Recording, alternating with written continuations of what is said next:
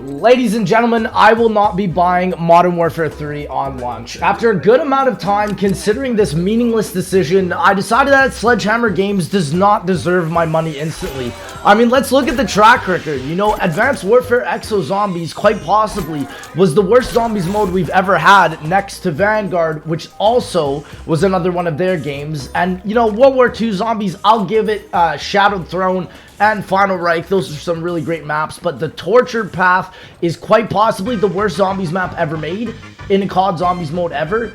And on top of all that, they were removed off of Black Ops Cold War, so the track record is like 0 for 5 at this point. And again, Sledgehammer Games, I have nothing personally against you, I just don't necessarily like your products for Call of Duty Zombies, and I believe that the community can genuinely make a better product at this point, which is why I really have no necessity to go out of my way to buy Modern Warfare 3. Potentially the next game is going to be having Outbreak on El Mazrah, which could be cool, and I won't lie, if there is something that interests me, maybe I will pick up the game, but as of right now, there is literally nothing that I can see that could be genuinely beneficial for me to buy this game and waste my money on something that I will probably play for less than 2 to 3 hours like I did with Call of Duty Vanguard. So, Sledgehammer Games, I really want them to take a W here, to be honest, I really do, but like I said, is Outbreak on Al Mazrah really going to be that W when you'll be able to play a better version of Outbreak for free on Black Ops 3 before the game even comes out in August?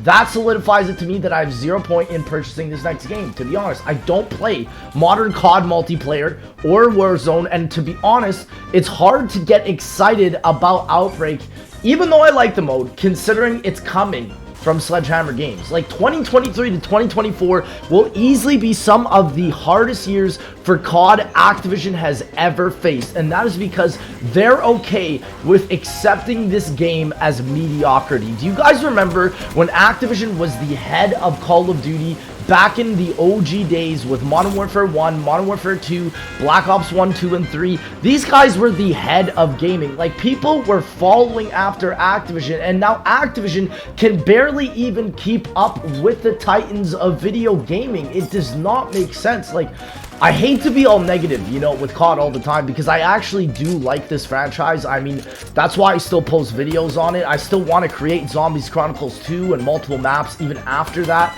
like leading up to a potential Great War custom Zombies experience that the community could actually love on BO3, the thing that we actually deserve to see back in Black Ops War. That's what I'm really trying to tackle and take on, is literally the whole development of what we could have seen in BO4, and I don't care if that takes me multiple years. I will do that one map at a time, because seriously, it is insane that Zella and Dobby, the people that are helping me out and working on Die Rise, have put more work in on Zombies Chronicles 2 than a whole AAA studio.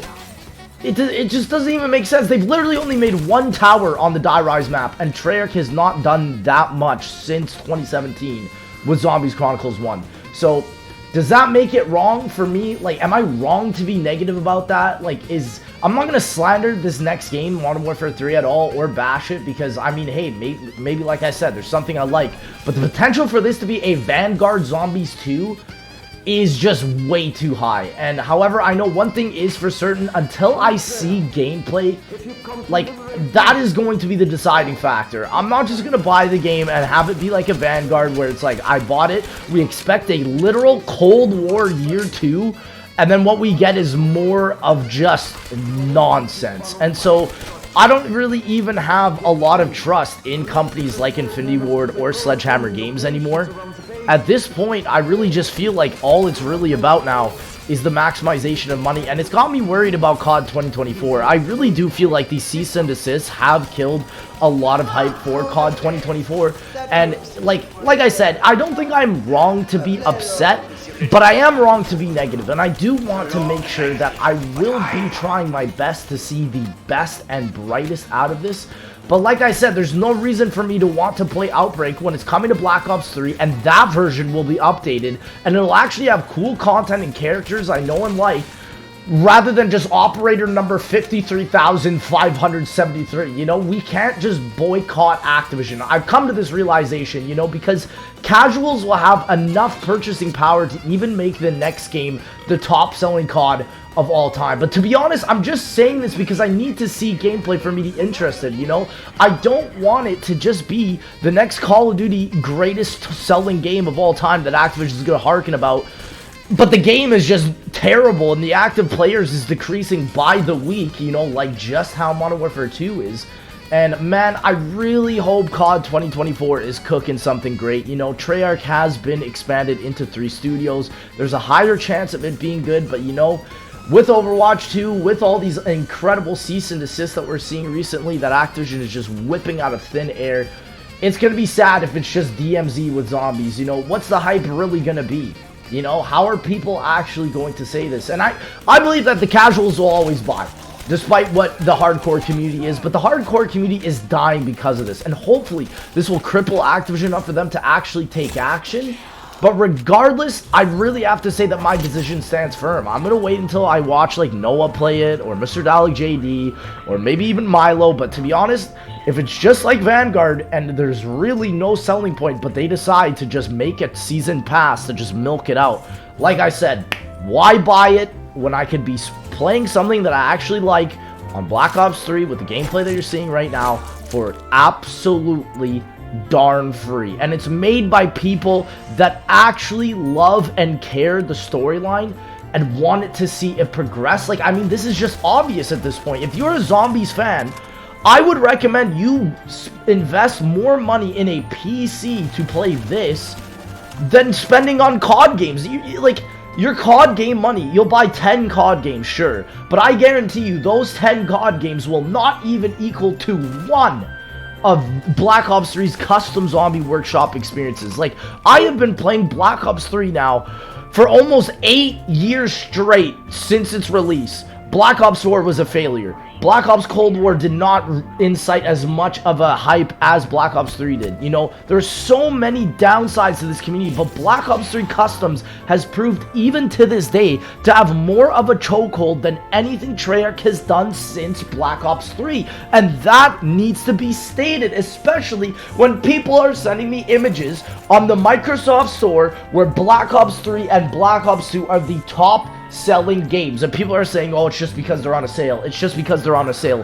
Where's all these other games that are just releasing? Modern Warfare 2 is not full price, I'm pretty sure, and I don't see that near the top. So I'm gonna be honest, it just goes to show that people are dying for the quality of these games back, and until Activision actually understands that, they're never gonna do anything about it. And the actual people that will are the community, and that is why people need to understand, to realize that it's not about the COD games anymore. Stick with the community, and we will give you the products that Activision used to, the things that they were known for, you know. And Treyarch is the only studio I really have hope for into, you know, because, like, I feel like COD 2023 has already died. It's not even released, man.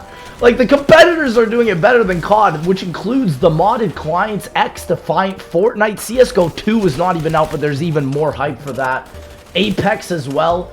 You know, and I will not have faith in COD until I see that the Microsoft merger either has changed something, and even that is a slim chance, I feel like.